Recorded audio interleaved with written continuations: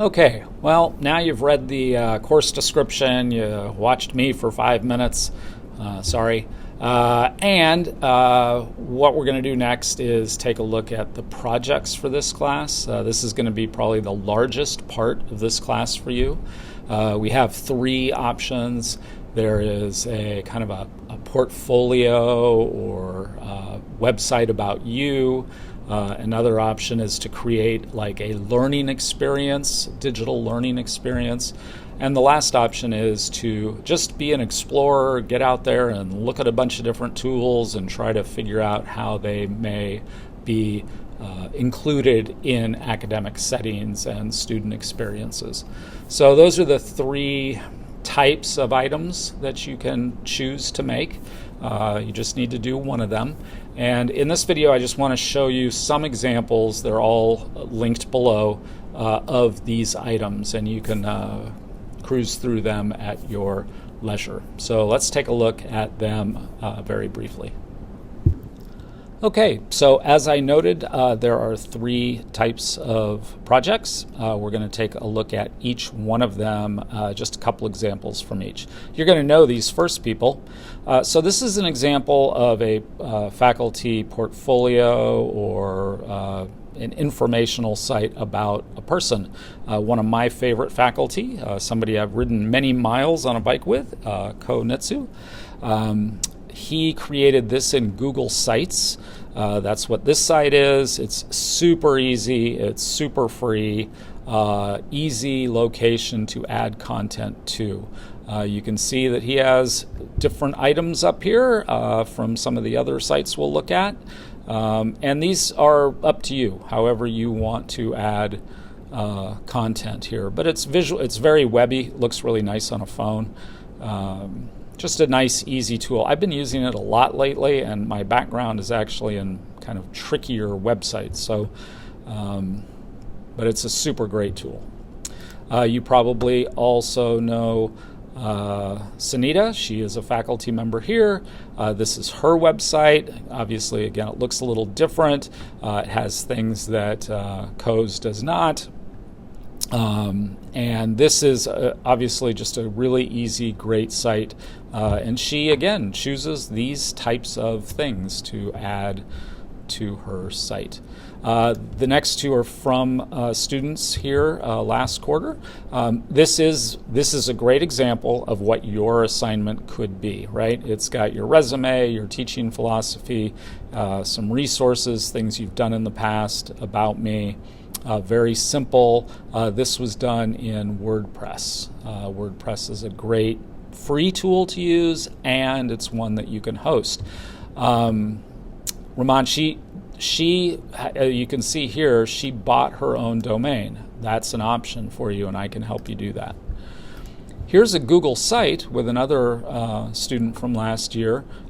Super nice. This is just kind of a different look to Google Sites, right? It's got things she's done. It's got some posts from a blog.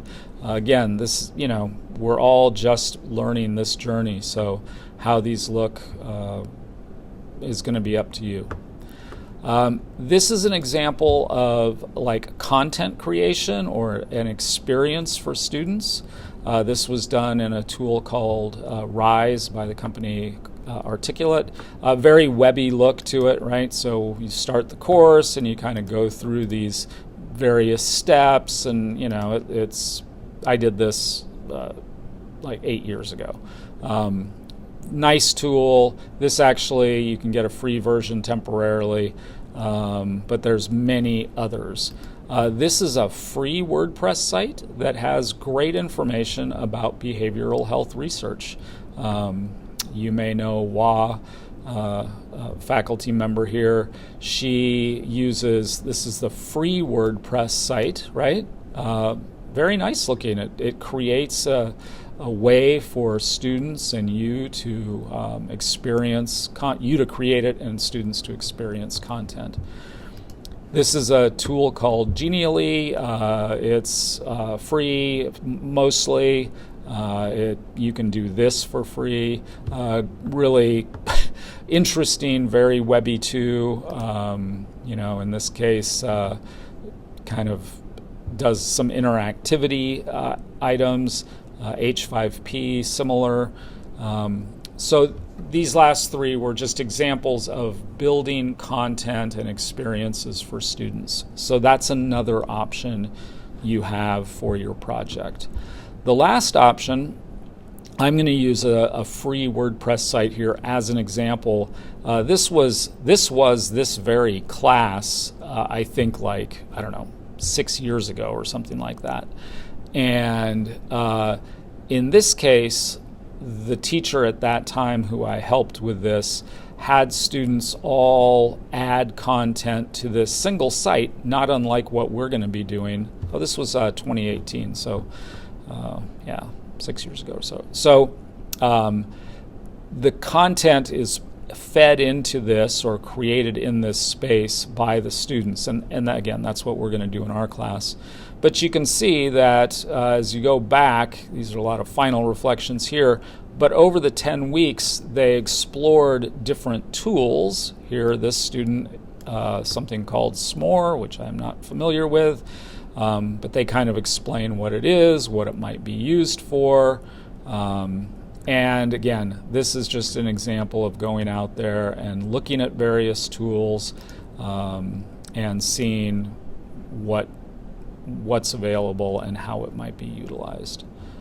So that's a quick look at your big project options and what they might look like. I'm going to leave this up to you. You're going to have to decide what's going to go in them, what the pages are, what kind of content's going to go in them, what tool you're going to use. I can help you with that. You can decide on your own based on your own experiences in the past. But that's a huge chunk of this class, is completing that project. It's not the only thing you're going to do each week, and I'm going to lay out that stuff here in the next video.